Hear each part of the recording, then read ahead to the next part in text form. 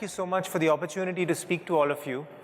I am an entrepreneur by practice, but a lawyer by training. And lawyers tend to get very fixated on sentences and words, as you're all aware. And I've been really sort of fixated on this sentence ever since I got here. In fact, it's been like, sometimes when you see a mole, a black mole, and you can't see anything else, I've been seeing this sentence here, Solving problems in India through innovation. And I've been thinking to myself, what are the problems, firstly, that we want to solve? What are the really big, significant problems? Because otherwise the expression problems is just too broad, no? There could be countless unmet needs and problems, some small problems, big problems, but what are the serious problems? And the thing is, what kind of innovation will it take to solve those problems? And that's what I'm really fascinated by, and that's what I want to focus on, which is, how do we solve the really big problems, and what kind of innovation will it take to solve them? So I'm going to share a little bit with you, and if you see the title, I say Deserving Greatness, Achieving Systems Change Entrepreneurship. Because actually, the problem in India is there are so many unmet needs, but behind them are broken or redundant systems. And it's not enough to solve or service the unmet need without solving the broken system behind it. And solving for broken systems requires systems change entrepreneurship.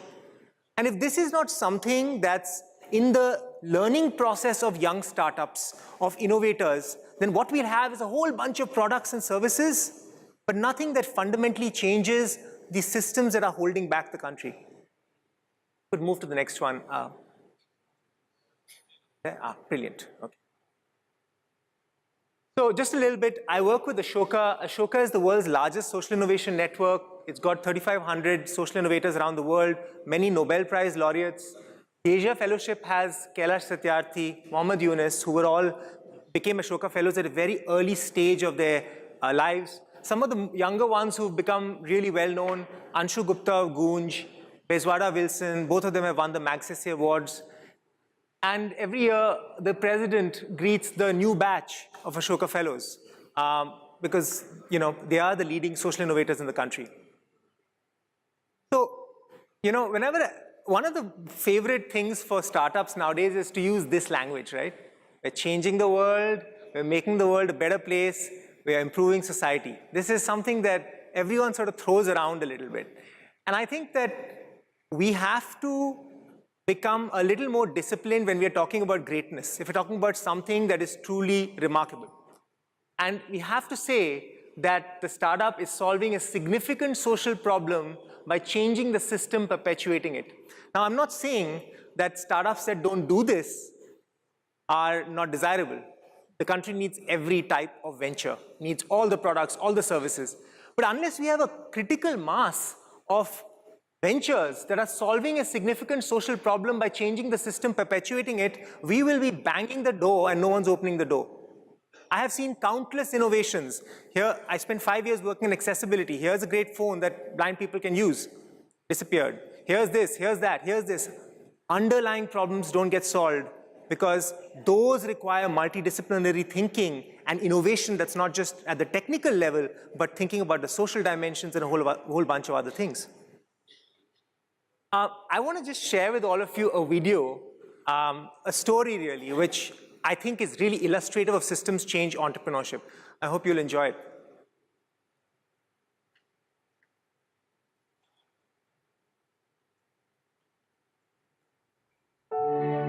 In the year 2002, I was just traveling in a cycle rickshaw in Guwahati. Then I had a conversation with the rickshaw pullers. I asked him that since how long you have driven this rickshaw? He answered for 16 years. How much you earn? He said 70 to 80 rupees per day. Whose rickshaw is this? Then he has given someone else's name. And then I came to know that 95% of the rickshaw pullers, they are into the same category. They never own a rickshaw, they always hire a rickshaw. And they are not access to any financial institutions, nor to any insurance coverage. But they are really contributing a lot to the society.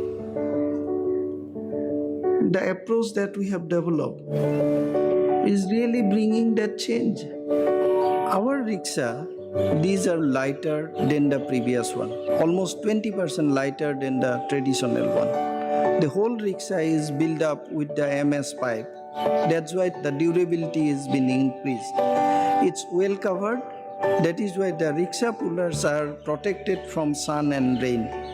The center of gravity is well centered. That is why till today our rickshaw has never been tilting up.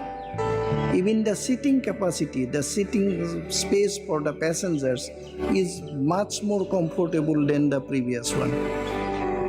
Simultaneously, for the rickshaw pullers, they have to become the member of the rickshaw bank, and then only they will access to these rickshaws. So they are getting the rickshaw loan from the bank, and they are getting the license from the municipal corporation.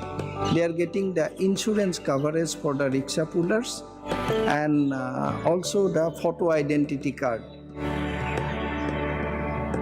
By paying equal amount of the daily rent, they can become a owner of the asset. Practically, they are the owner from the day one. They can take their rickshaw to their home, and that really helps even accessing to the bank also. Because everybody in the society now, they know that they are becoming the owner only because that they are paying the repayment on time. That really makes a credibility to them, and then allow them to get further credit from the bank or from other sources. Everywhere they have really strengthened up. And once they have strengthened up, means their lifestyle has changed. Their children are going to school, and most importantly, they are accepted by the society.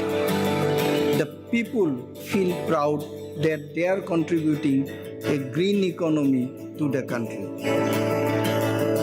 So while I am meeting these rickshaw pullers, the rickshaw pullers family, I think I am the most excited man in the world, because I can really see the happiness, the feeling of proudness in their eyes, in their laugh, in their faces, because that I can really differentiate what I have seen almost 10 years before, and now it's completely changed, and that gives me the real satisfaction to work further.